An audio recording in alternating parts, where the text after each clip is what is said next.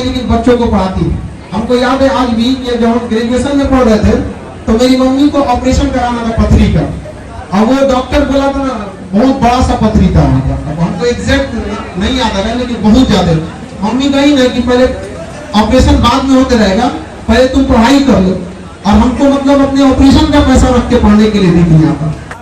तो हम बहुत टेंशन में थे। क्लास 9th में एक समय ऐसा आया था ना कि मतलब डिप्रेशन, एक 9th के लड़का को डिप्रेशन पता भी नहीं रहता, बट मेरे दादाजी जो थे वो टीचर थे।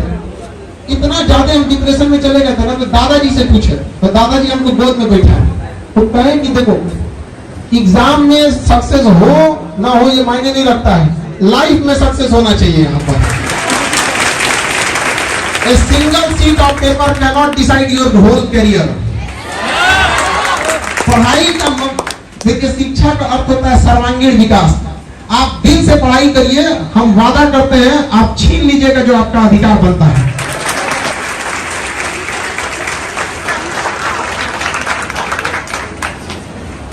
इसके बाद हमारे डीआईजी सर को सम्मानित करेंगे। हमारे डीआईजी परवेज अख्तर सर के लिए जोरदार ताली। एक बार परवेज अख्तर सर के लिए जोरदार ताली।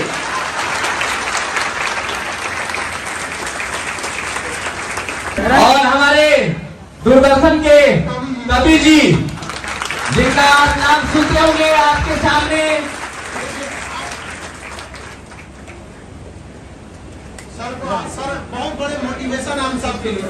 आपको पता होना चाहिए, आपको बता दें आपकी जानकारी के लिए, सर दिव्यांग होने के बावजूद पैर से सर को चलने में बहुत दिक्कत होता है।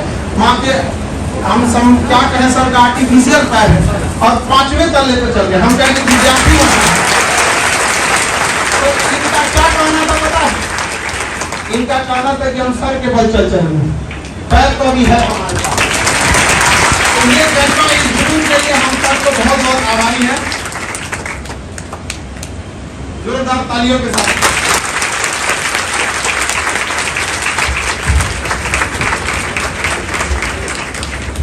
अब हम राजकुमार सर का स्वागत करेंगे। डायरेक्टर सर है दूरदर्शन के। आज के समय में भी जो अपनी गरिमा बना के रखा है जो चैनल, उसका हम बहुत बहुत आभारी हैं कि इस दौर में भी इन्होंने अपनी गरिमा को बना के रखा है।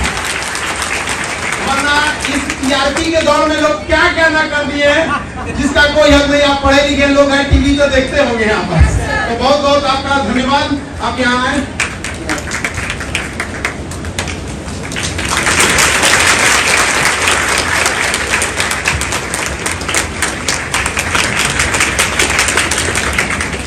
किसी को अपने के लिए समय नहीं रह गया। आज का समाज ऐसा हो गया है कि जनसंख्या डेली बढ़ रही है लेकिन दूरियां भी उसी के साथ बढ़ते जा रही है।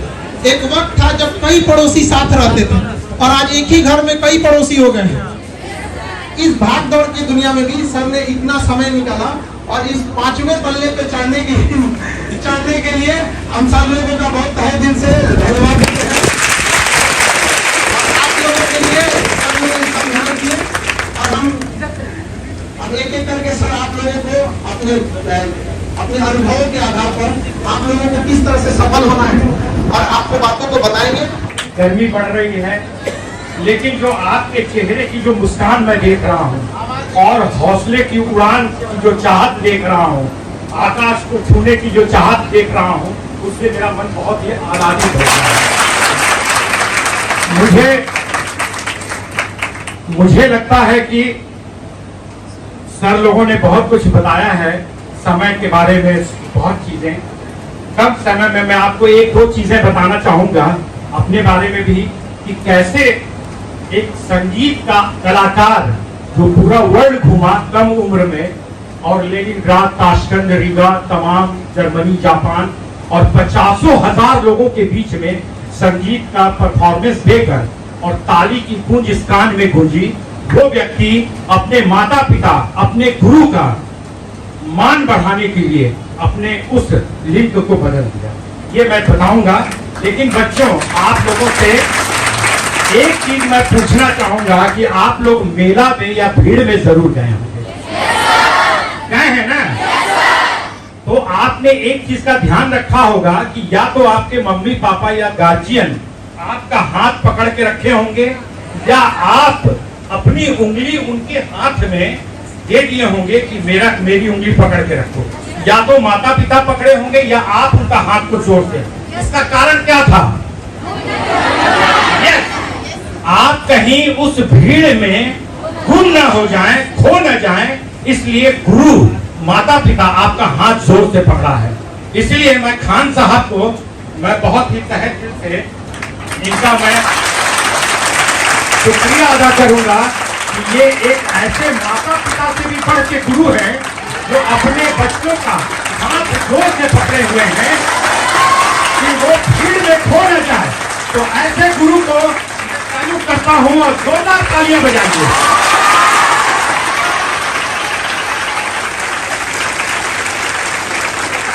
बच्चों, मैं आज एसपी साहब बैठे हैं, तमाम लोगों ने अपने अनुभव शेयर किए। मैं एक चीज ये कहता हूं कि जो बच्चा फेल हुआ वो समझ लीजिए कि उनके लिए एक इंडिकेशन है कि आप जहां के लिए आप फेल हुए हैं उससे कहीं आप आगे बढ़े। जीवन का जो असफलता है वही जीवन को सफल बनाने का जज्बा पैदा करता है। अगर आप असफल हुए तो आप अपने आप को खोजिए कि किस कारण से हम असफल हुए। क्या हमने अपने समय को सही ढंग से उसका सर्किल का निर्णय किया कि नहीं, पढ़ाई पर कंसंट्रेशन किया कि नहीं, सही चीजों को ध्यान से अपने गुरु की बातों को सुना कि नहीं। और जब उस चीज को आप खोज लेंगे तो मुझे लगता है कि अगर आप डीएसपी बनना चाहते हैं या एनडीए बनना चाहते हैं या कुछ भी, तो उससे भी आप आगे बढ़ेंगे। मैंने सही कहा कि आप अपने स्वास्थ्य का ध्यान रखें। बच्चे बेवजह बिना समय के खा लेते हैं, कभी भी सो जाते हैं, कभी भी उठ गए, बिना नहाए धोए कहीं भी जाके पढ़ने लगे, जब मन हुआ उठ गए। नहीं, समय रूटीन बनाइए। आप सवेरे उठते हैं, सवेरे से लेकर रात तक 24 घंटे का एक रूटीन बना हुआ होता है और उस रूटीन को जो जीवन में फॉलो करेगा वो निश्चित ही बहुत आगे बढ़ेगा। इसमें कोई दो मत नहीं कि आईएएस, आईपीएस और यूपीएससी का ठप्पा हर व्यक्ति लगवाना चाहता है। इसमें कोई दो मत नहीं, मैं मानता हूं इसको, क्योंकि हर आदमी चाहता है उसके माता पिता किसी पद पर हो, वो चाहते हैं कि मेरा बच्चा यूपीएससी का अगर ठप्पा लग जाता, आईएएस आईपीएस बन जाता तो मेरा जीवन 7 पीढ़ी तर जाता। लेकिन मैं आज बड़े गर्व के साथ कह रहा हूं कि आप अपने गुरु को देखिए, जो कितने आईएएस और आईपीएस को बनाने के लिए तत्पर है। रात दिन पूरे भारत के बच्चे इनको सुन रहे हैं और आईएएस आईपीएस बन सकते हैं, बन रहे हैं। क्या ये व्यक्ति IAS IPS, IG, DIG, DGP, commissioner नहीं बन सकता था?